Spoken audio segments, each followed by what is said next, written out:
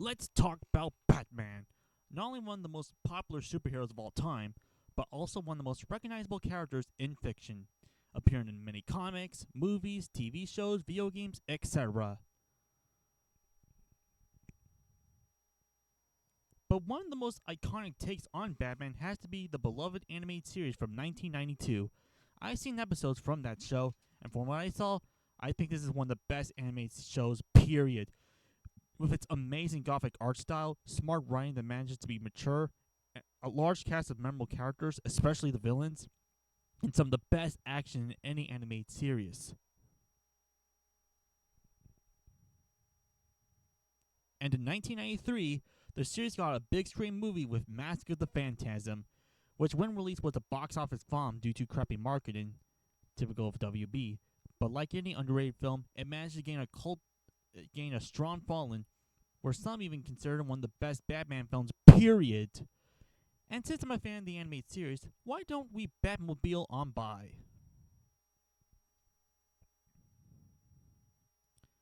In this film, there's been reports of a mysterious figure called the Phantasm, who is killing out criminals, and Batman, aka Bruce Wayne, is out to uncover who this killer is. At the same time, Bruce reunites with an old flame of his, Andrea. Now, this is what you call a superhero movie. Next to The Incredibles, Megamind, and the Spider-Verse movies, this is easily one of the best superhero movies ever. First of all, the writing for this film is really smart, intriguing, and isn't afraid to get dark, just like the show it's based on.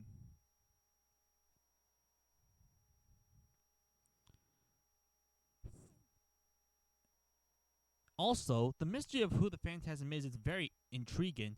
The Phantasm is already a cool antagonist, more on them later. So the mystery of who is and why they're doing it is really exciting. And as the film goes on, everything starts to add up. And the twist is both rather tragic but also satisfying. Or it's the other way around, satisfying but also tragic at the same time. The film also works very well, not just an expansion on the animated series, but even as a standalone Batman film as well, as we learn more about Bruce Wayne's past that we didn't know before. We know about his dead parents and he was raised by his butler Alfred, but in this film we learn more about how Bruce started the Batman figure, as well as his complicated relationship with Andrea.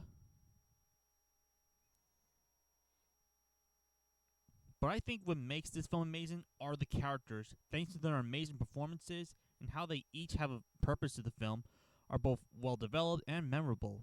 Like how we see a more vulnerable side to Bruce Wayne that we really don't see that much. Councilman Arthur being the stuck up jerk that you'll end up hating more.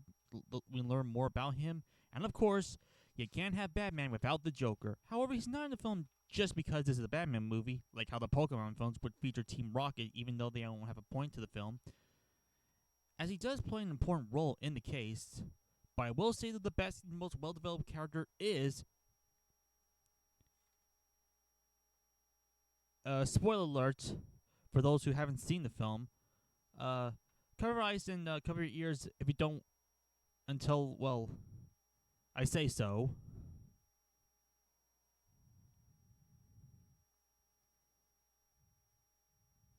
Andrea Buehlman, aka the Phantasm, an old flame of Bruce Wayne who develops feelings for him, but complicated things got in the way of their relationship. Thanks to the film's sharp writing, we start to puzzle in on things like how his father was under the threat of gangsters, which is why she became this gangster killer as vengeance.